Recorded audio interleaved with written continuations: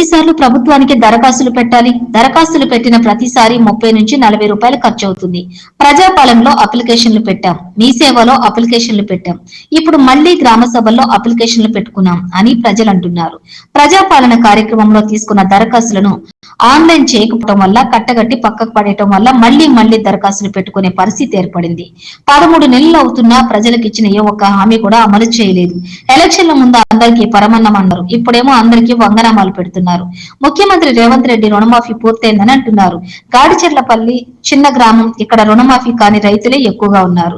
రేవంత్ రెడ్డి, నీ సొంత ఊరికి పోదామా లేకపోతే మా గాడిచెర్లకి వస్తావా చెప్పు. రుణమాఫీ ఎంతమందికి ఏందో ఎంతమందికి కాలేదో చూపిస్తా. ఆకుల రాజుకు 1.35 లక్షల రుణం ఉంటే ఇంకా రుణమాఫీ కాలేదు. ప్రజాపాలనను దరఖాస్తు పెట్టుకున్నాడు. కుసుంబ నగేష్లకు 1 లక్ష రూపాయల వ్యవసాయ రుణం ఉంది, ఇంకా మాఫీ కాలేదు అని ఆవేదన వ్యక్తం చేస్తున్నారు. బాగమ్మ గారి పూజకు 1 లక్ష రూపాయలు రుణం ఉంది.